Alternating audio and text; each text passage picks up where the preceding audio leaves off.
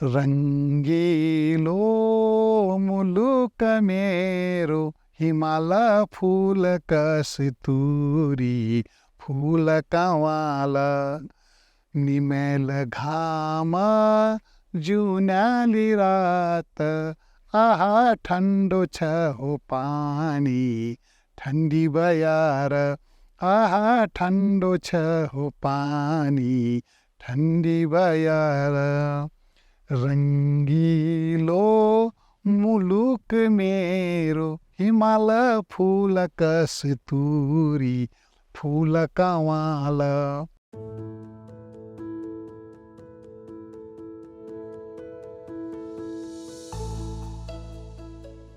नमस्कार।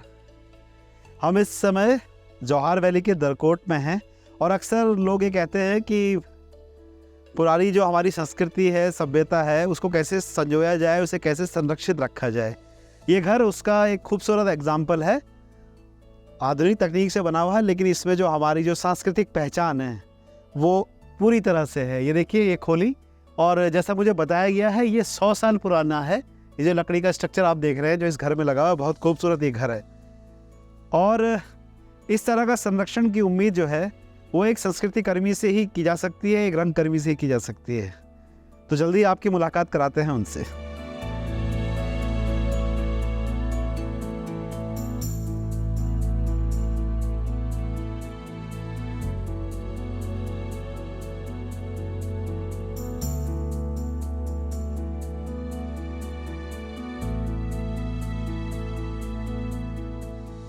बहुत बहुत स्वागत है लक्ष्मण सिंह पंक्ति जी। धन्यवाद। छिनकैप सदन की कहानी क्या है, जरा इसके बारे में बताइए। बड़ा नाम भी यूनिक सा है और घर भी बड़ा देखने में बड़ा खूबसूरत सा है। छिनकैप वैसे नाम से तो ये एक तिब्बती शब्द है, लेकिन लगभग 1700 के आसपास की बात होगी। जो मेरे मूल पुरुष हैं छिनकैप, मेरे दादाजी के दादाजी, मैं 8वीं पीढ़ी में उनका संतान हूँ। तो यहाँ के इस क्षेत्र में जिस तरह से हमारे भारत में सती प्रथा, कुली प्रथा, बेगारी प्रथा, दास प्रथा का काफ़ी प्रचलन था, वैसे इस जौहार घाटी में भी सट्टू बेगारी प्रथा का प्रचलन था, जो कि तिब्बती सरकार के द्वारा यहाँ के लोगों पर एक सट्टू एक प्रकार का कपड़ा होता था जो तिब्बत के गोम्पाओं में चढ़ाया जाता था। तो वो सट्टू के गांठ को पहुंचाने की यहाँ बारी लगती थी बेगारी प्रथा के द्वारा। संयोग से एक हमारे जौहार घाटी में पाछू गांव है, वहाँ की एक पछवाल की विधवा महिला की बारी आई उस सट्टू को तिब्बत पहुंचाने का। लेकिन दुर्भाग्यवश वो महिला एक नाले में फिसल गई और वो कपड़ा भीग गया। तो कपड़ा भीग गया तो ऐसे उन्होंने जैसे तैसे वहाँ पहुँचाया जी, लेकिन वो थोड़ा सा गंदा हो गया क्योंकि वो तो पवित्र कपड़ा था। तो आपके तिब्बत सरकार ने उन पर कोड़े बरसाए गए, उनको दंडित किया गया। जब ये खबर जौहार घाटी में फैला, मिल्लम में फैला, तो छिनके पांगदी ने इसका डटकर विरोध किया और वो जो है इस सट्टू बेगारी प्रथा को तोड़ने के लिए लस्सा सरकार के लिए लस्सा गए। तो लस्सा जाने के लिए बताते हैं कि वहाँ 16 तर्जम माने पड़ाव, क्योंकि पैदल जाना है। तो वहाँ 16 तर्जम में आपका लस्सा पहुँचना होता है। लेकिन ये जब 10-11 तर्जम पहुँचे थे, खबर पहुँच गई लस्सा सरकार की कि वहाँ से कोई छिनके पांगती का युवक आ रहा है आपका ये सट्टू बेगारी प्रथा के विरोध में। तो उन्होंने कहा यार ये वास्तव में उस समय जो महिलाओं के साथ ये अत्याचार हुआ और ये इस प्रथा को बंद कर देंगे। तो फिर उसके जो प्रतिवेदन था उसको स्वीकार किया गया और लौट के आकर के तो यहाँ पर ये प्रथा थी कि किसी ने अच्छे काम किए तो उनके भी गीत बनते थे और जिन्होंने गंदे काम किए तो उनके भी गीत बनते थे। तो फिर ये छिनकैप पैदा बचो मुल्क जौहार मुल्क, सट्टू को बेगारी तोड़ो जौहार मुल्क करके एक बहुत प्रचलित यहाँ की जो चांचरी में, जिसे हम टुस्का कहते हैं गोल रिंग में, उसको खूब गाया करते थे। तो हमारे ये दादाजी ने इस प्रथा को तोड़ रखा था। और उसके अलावा हमारे यहाँ क्योंकि हम जाड़ों में नीचे गर्म घाटी के तेजम भैंसकाल नाचनी की तरफ रहते हैं, तो हमारा गांव भैंसकाल जो कि नाचनी के पास है तेजम तहसील में जी। वहाँ पर भी बहुत अच्छे खेत हैं, खेत खलिहान है, लेकिन वहाँ पानी की कमी थी। जी तो हमारे ये दादाजी ने वहाँ से आपका गोल नहर बना करके सिंचाई का काम किया। तो वहाँ पर भी एक गीत बना कि जब तक पिपलिया कौम रोल छिनके व तुम्हारा नाम अमर रोलो, क्यों वहाँ पर पिपलिया जो हमारे उपजाति के कृषक लोग थे, जी तो वो पिपलिया कौम लोग जो है वो खेती करते थे, तो उन्होंने भी जो है छिनके के जय जयकार किए थे। तो इसलिए वो छिनके पांगती काफ़ी प्रचलित नाम हो गया। जी दूसरी ओर आप कभी मिलम जाएंगे, मिलम में अभी भी आज 2023 है, वहाँ पर एक चौखट है खिड़की, वहाँ पर लिखा है श्री छिनके मिलमवाल पांगती ले बनवायो बद्रीनाथ जी की कृपा से शक 1666 जी यानी शक 1666 में छिनके पांगती ने उस घर को बनाया है जी और वो नक्काशीदार लकड़ी से उसमें लिखा है जी कि ये जो है ये घर जो है छिनके पांगती ने बनाया। वो हमारा आज भी प्रमाण है। जी मिल्लम को बसे हुए इतने 100 साल हो गए, 350-400 साल करीब आसपास होता है, जी इतने साल हो गए हैं। बिल्कुल दूसरा प्रमाण उसमें लिखा है बद्रीनाथ जी की कृपा, स्पष्ट भी पढ़ने में आता है। जी तो इसका मतलब हम बद्रीनाथ जी को भी पूजते थे। जी हमारा इष्ट देव संभवतः होता होगा, क्योंकि यहाँ से मिल्लम से आपका बद्रीनाथ का जो मार्ग है नीति माना, वो रास्ता नज़दीक पड़ता है, उधर से हमारे लोग आया जाया करते थे पहले। तो हम बद्रीनाथ जी को मानते होंगे। तीसरी बात है कि हम साक्षर थे जी तभी, क्योंकि आखिर पढ़े लिखे होंगे तभी तो लिखा है। लिखा होगा। तो ये हमारे छिनके की कहानी है। तो मैं उसी परिवार का हूँ, तो मैंने भी अपने मकान के मिल गया छिनके कि लोगों को जिज्ञासा हो जिज्ञासा। छिनके क्या। ये तो हो गई छिनके सदन की कहानी। एक कहानी आपकी भी है, आप सौका समाज के लिए बहुत ज़बरदस्त काम करते हैं। कई जगह जाकर इस समाज के बारे में लोगों को, जिस तरह से आप नाट्य प्रदर्शन करते हैं, बहुत अच्छे तरीके से कार्यक्रम देते हैं, उससे लोगों को पता भी लगता है आपके समाज के बारे में। थोड़ा उसके बारे में बताइए, अपने काम के बारे में बताइए। वैसे तो जनजाति समाज में एक समाज है भोटिया समाज। जी भोटिया समाज में भी फिर आते हैं सौका, रंग, परपटिया। जी तो हम भोटिया में भी हम सौका जी है। पहले सन 60 से पहले 60-62 से पहले तो हम लोग भोटिया कहलाते थे, लेकिन 67 में जब हमको आरक्षण मिला तब हम जनजाति हो गए। जी और उससे पहले हमारे नाम के आगे ठाकुर लगता था, ठाकुर लक्ष्मण सिंह पांगती करके। जी तो अब हम फिर अंग्रेजों ने हमें भोटिया नाम दिया और सरकार ने हमें जनजाति नाम दिया। तो हम पहले जो है यहाँ घुमक्कर जाति के थे, यानी व्यापार के लिए। और उसका परिणाम जो निकला, हमें बहुत फायदा हुआ। मतलब हमें व्यापार के लिए पढ़ना पड़ा, मतलब हमने पढ़ाई की, हमारे बुजुर्गों ने जो है पढ़ना जरूरी समझा। तो एक लेख में मैं पढ़ रहा था कि जोहार घाटी के सौका और गढ़वाल के कोई पंडित हैं, केवल वही पढ़े लिखे होते थे। कारण उन पंडितों को वृत्ति कार्य के लिए पढ़ना पड़ता है, पढ़ाई करनी पड़ती है, और इन सौकाओं को व्यापार में अपना काम करने के लिए पढ़ाई करना पड़ता है। तो हम सौका लोग इस तरह से साक्षर हुए।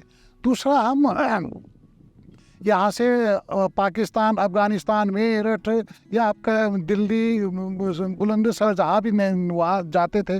दूसरी ओर हम तिब्बत की ओर भी जाते थे। तो हमें पूरे इस भूभाग का अनुभव था। तो देश में जो आज़ादी की लड़ाई लड़ी जा रही थी 1942 के आंदोलन ने, उससे पहले जो भी जितने भी आंदोलन हुए, तो उसकी खबर ये लोग यहाँ लेके आए। तो तत्कालीन हमारा जो जनपद अल्मोड़ा था, उस अल्मोड़े जनपद के दूसरे नंबर के सबसे ज़्यादा स्वतंत्रता सेनानी हमारे परगन्ना जोहरार कहलाता था। तो यहाँ के स्वतंत्रता सेनानी पैदा हुए, कारण वही कि लोगों ने वहाँ से प्रचार प्रसार किया। और यहाँ आकर के प्रचार प्रसार का जो माध्यम था वो था हमारा कौतिक मेले में जो है, वहाँ पर जो है जनसभा करके कि भाई देश में आज हम गुलाम हो गए, हमें देश की आज़ादी लड़नी है। तो इस तरह से हमारा देश आज़ाद हुआ। और एक किस्सा है, सारा संसार आधा मुंशियार। जितना सारा संसार वो हमारा आधा मुंशियार ही है। यानी कि यहाँ पे सब कुछ है, लोक संस्कृति है, लोक कला है, विविधता में एकता भी है, और हर तरफ से हम समृद्ध हैं। हमें खुशी है कि हम सौका समाज से। ये तो वही सौका समाज की समृद्धि की बात। मैंने देखा यहाँ पर बहुत ज़्यादा काम होता है वुलन को लेकर। एक तो ऑब्वियसली ठंडा इलाका है, वो है, पहले जब तिब्बत से व्यापार होता था उस समय से ये चीज़ें चली आ रही हैं। अब कैसे कैसे चेंजेस आप देख रहे हैं, क्योंकि आप यहाँ पर बहुत सक्रिय हैं, आप बड़े बड़े मेलों में भी जाते हैं, बड़े बड़े प्लेटफॉर्म पे भी आप परफॉर्म करते हैं, तो कितना बदलाव देख रहे हैं आप? हमारा मुख्य व्यवसाय जो है विशेषकर महिलाओं का ऊनी कारोबारी था जी। पहले से ही। हमारे पुरुष वर्ग लोग ऊन लेके आते थे और महिलाएं जो उसके दन, चुटका, कालीन, अपने परिधान के लिए आपका थुलमा, चुटका पहनने ओढ़ने के लिए, पहनने के लिए कोट, ऊन के कोट, पैजामा, टोपी, ये सब बनाते थे। तो ऊन हमारा मुख्य व्यवसाय था। और ये ऊन पर ये आज की बात थी, आपका क्या कहते हैं, विलियम टेल्स की बात नहीं, वो आपका मूर क्राफ्ट ने भी इसमें ऊन का जिक्र कर रखा है। और उसके बाद हमारे यहाँ के कई लोग हिमाचल जा कर के, कई जगह जा कर के आपके ये राच, जो खड्डे वाली राच है, और इस तरह के नई नई टेक्निक सीखने का प्रयास किया और लोगों ने यहाँ सीखा। और इसी से हम आज हम जिस पद पे हैं या जिस पोजीशन में है, वो हमारा देन ही वही है जी। आज मैं 2 रोटी खा रहा हूँ अपने उससे नहीं, बल्कि मेरे पिताजी, मेरी माताजी ने उनके काम किए, तो उससे मैं आज ठीक ठाक पोजीशन में, मैंने पढ़ाई की, जो भी किया उनकी बदौलत किया। अब जो परिवर्तन की बात है, नई नई टेक्निक भी आ रही है। जो हमारा यहाँ का ऊन होता था वो अन्य ऊन की अपेक्षा मोटा होता है, तो लोग चाहते हैं सॉफ्ट हो और अच्छी क्वालिटी के हो। तो अब जो है, एक तो खरगोश, वो भी आपका अंगोरा वैरायटी का जी। वो खरगोश का यहाँ बहुत प्रचलन हो रहा है। तो खरगोश के टोपी, मफलर, स्वेटर और क्या कहते हैं, स्टोल, ये बनाए जा रहे हैं और टूरिस्ट काफ़ी पसंद कर रहे हैं इसको। तो अब हम जो है उसको डाल गए हैं। दूसरा हमारा एक पश्मीना होता है जो तिब्बत से आता है, उसका कच्चा माल, तो वो भी हम बनाते हैं, कम मात्रा में बनाते हैं, क्योंकि उसका कच्चा माल भी महंगा है। फिर उसकी पहले छटाई, फिर आपका धुलाई, फिर कार्डिंग, फिर कताई, फिर बटाई, फिर बुनाई, तो बहुत मेहनत भी है और उसका कॉस्ट भी ज़्यादा बैठता है। तो अब हम वैसे हमारे इस एरिया का जो मुख्य व्यवसाय हम शौका लोगों का वो ये आपका ऊनी कारोबार है। ऊनी में भी हम जो है खरगोश की ओर ज़्यादा ढल गए हैं। उसमें भी हम 2 टाइप के बना रहे हैं, एक प्योर खरगोश का भी बना रहे हैं, लेकिन उसके जो है वो रेसे लग जाते हैं बॉडी में। दूसरा हम मैरिनो एक भेड़ जो वो है, मतलब काफ़ी सॉफ्ट ऊन होता है, तो उसका ताना बना रहे हैं और बाना जो है इसका डाले, ताना बाना करके वो लोग काफ़ी पसंद कर रहे हैं। लेकिन हम टूरिस्टों को बताते हैं कि ये आपका मेरिनो ऊन मिक्स से है और ये प्योर खरगोश का है, तो ये बहुत बिक रहा है। इस बार आपने G20 में एक ज़बरदस्त परफॉर्मेंस दी, इसका चर्चा बहुत हुआ जी। उसके बारे में बताइए कि वो कैसे सारी चीज़ें हुई। और मैंने सुना है उसके बाद राष्ट्रपति जी ने बड़ा उसमें इंटरेस्ट लिया और उसके बाद शायद कुछ लोग यहाँ आए भी थे, यहाँ आप लोगों के उसको समझने के लिए। जी हाँ, वो एक तो बहुत सौभाग्यशाली समझता हूँ कि जो हमारे देश को जो है G20 की अध्यक्षता करने का मौका मिला। और इसी परिप्रेक्ष्य में मुझे आकाशवाणी दिल्ली, जो हमारे भाई जी हैं मनोहर राव जी, उनका प्रस्ताव आया कि आ सकते हो। मैंने कहा हम बिल्कुल कोशिश करते हैं जी। तो हमारी जो यहाँ उत्तराखंड की विलुप्त हो रही लोक वाद्य धुनों पर मैंने वहाँ प्रदर्शन किया जी। मेरी टीम ने प्रदर्शन किया। तो जो हमारे यहाँ के कहते हैं ना बैश बज, यानी 22 प्रकार के बाजे बजते हैं जी। मंदिर जाने का बाजा अलग होता है, आपका जंगलों में जाने का रास्ता अलग होता है, पुल में जाने का बाजा अलग होता है, जहाँ पर हम देवी देवालयों में पंचबली अष्टबली देते हैं, बलि देते समय का बाजा अलग होता है, गणेश पूजा का बाजा अलग होता है।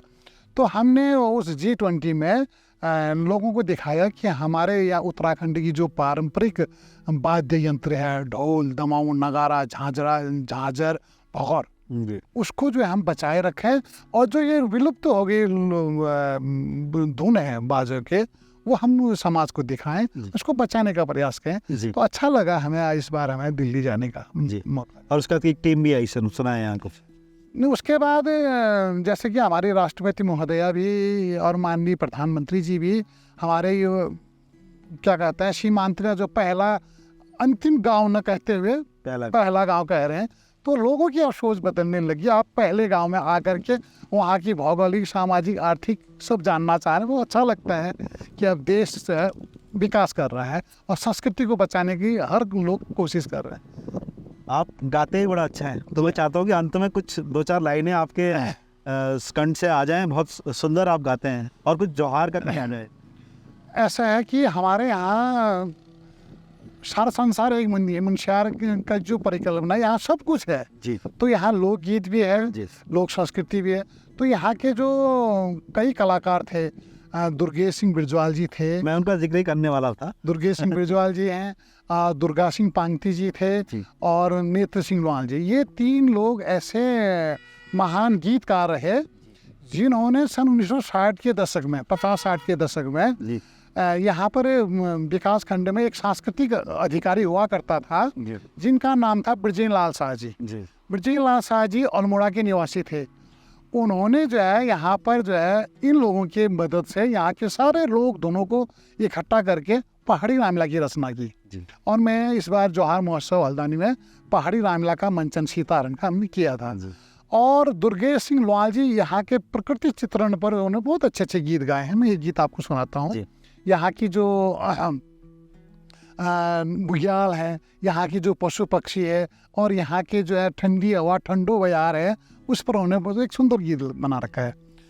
रंगीलो मुलुक मेरो हिमालय फूल कस्तूरी फूल कंवाल निमेल घाम जुनाली रात आहा ठंडो छ हो पानी ठंडी बयार आहा ठंडो छ हो पानी ठंडी बयार रंगीलो मुलुक मेरो हिमालय फूल कस्तूरी फूल कंवाल ऊंच अलको यो डाना धुरा आहा हरियाली छायूं छो यहाँ की बुग्याल आहा हरियाली छायूं छो यहाँ की बुग्याल चेडी बास छे